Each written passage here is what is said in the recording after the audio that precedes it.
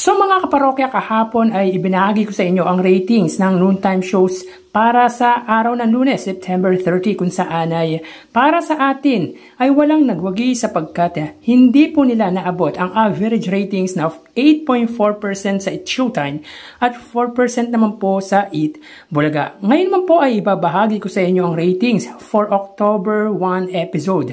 Araw po yun ng Martes, mga kaparokya. Pero bago yan mga kaparokya, humihiling ako na pakisubscribe ang aking YouTube channel.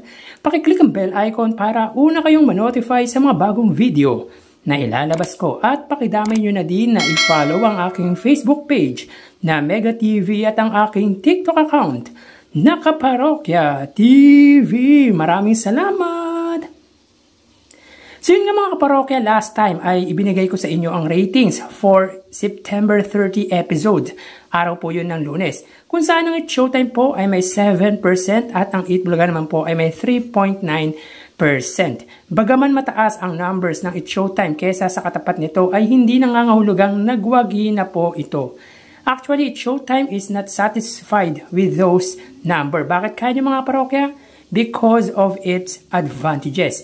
Maniwala kayo sa hindi mga kaparokya, ang Eat Bulaga mas prefer nila ang maabot ang ratings nila na 4% pataas kesa ang abuti ng numbers meron ang It's Showtime. Unless kung malawak ang nasasagap ng mother TV station nito na TV5. Tsaka yan na rin talaga ang average ratings nila noon pa man. Even nung time na wala pa ang It's Showtime sa main TV network ng kapuso na GMA Network. Naglalaro lang po sa 3.5% pataas. So dito mga parokya ay 1.8% lamang ang pagitan ng main TV station ng dalawang noontime show kung saan angat ang GMA sa TV5. So ito talaga ang masasabi nating dikit mga kaparokya. So punta naman po tayo para sa araw ng Martes. So dito mga kaparokya, ang It's Showtime ay may 6.3% at ang Eat Bulaga naman po ay may 4%. So as you can see mga kaparokya, ang Eat Bulaga po ay na-reach ang average ratings nito while It's Showtime is not. So meaning ay wagi po para sa atin ang Eat Bulaga sapagkat sila lang po ang nakaabot sa average ratings nito. So 2.3% ang pagitan nila kung saan ang pinakamababang inilamang ng It's Showtime sa Eat Bulaga ay 2% kung saan ang It's Showtime po ay may 6.1% at ang Eat Bulaga po ay may 4.1%. Last week lang po yun mga kaparokya. So dito ang GMA ay may 4.4% at ang GTV ay may 0.9%. Ang A to Z ay 0.8%, ang Kapamilya Channel ay 0.2% at ang All TV ay 0. So kung titingnan natin mga kaparokya ay wala pong umabot sa kanilang TV ratings ang mga free-to-air TV stations ng It's Showtime dahil ang GMA po ay may 6% TV ratings average, ang GTV ay 1%, ang A to Z ay 1%, ang Kapamilya Channel ay 0.3% at ang All TV ay 0.1%. Kapag pinagsama yan mga parokya, 8.4% po ang kalalabasan kung saan yan po ang TV ratings average ng nasabing noontime show ng ABS-CBN. Sa panig naman po ng Eat Bulaga mga parokya, ang TV5 ay may 3.8% at ang RPTV ay 0.2%. At kung titignan natin dito mga parokya, tanging ang TV5 lang po ang siyang nakaabot sa kanilang ratings average na 3.5%. Ang RPTV po ay hindi sapagkat hindi po umabot sa average nito na 0.3%. So dito mga parokya ay angat lamang ng 0.6% ang GMA sa TV5.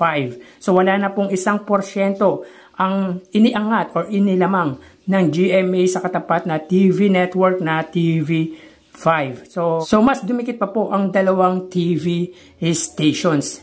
Mga kaparokya, baka one of these days mga kaparokya ay lamangan na po ng TV5 ang Kapuso Network. We'll see mga kaparokya. So again, dito po mga parokya sa araw po ng Martes, October 1 episode ay wagi po ang Eat Bulaga. So tara ating alamin ang online viewership ng dalawang bigating noontime show. Para sa Eat Bulaga Under TVJ Facebook page na may 2.6 million followers at sa It Showtime naman po na may 18 million followers. So as of 1:38 PM ang It Showtime po ay may kasalukuyang segment na tawag ng tanghalan. At ang Eat Bulaga naman po, sila po ay may kasalukuyang segment na bawal judgmental ka ba. So dito may kita po natin mga kaparokya, ang It Showtime po ay may 4,200 live viewers at ang Eat Bulaga naman po ay may 5,300 live viewers. So again, as of 1:38 PM ang It Showtime po ay may 4,200 viewers at ang Eat Bulaga naman po ay may 5,400 live viewers. Mapunta naman po tayo sa TV Network YouTube channel.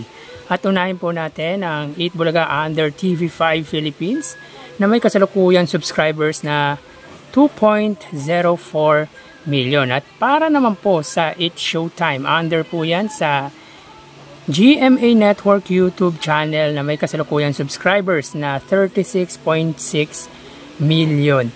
So as of 1:39 PM ang It Showtime under GMA Network, sila po ay may 19,000 viewers. Ang Eat Bulaga naman po, sila po ay may 32,000 live viewers. So again, as of 1:39 PM ang It Showtime po under GMA Network, sila ay may 19,000 viewers at ang Eat Bulaga naman po, sila po ay may 32,000 live viewers under TV5.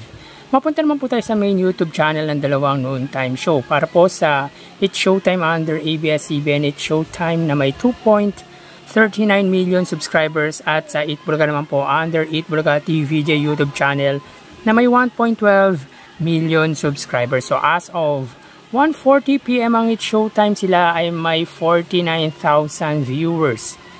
Ang Eat Bulaga naman po, sila ay may 86,000 live viewers.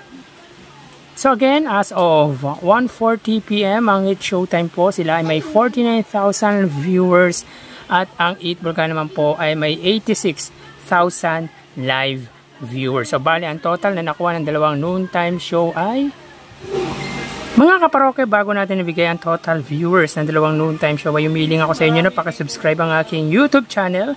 Pakiclick ang bell icon para una kayong ma-notify sa mga bagong video na ilalabas ko. At pakadamay nyo na din na i-follow ang aking Facebook page na Mega TV at ang aking TikTok account na Kaparokya TV.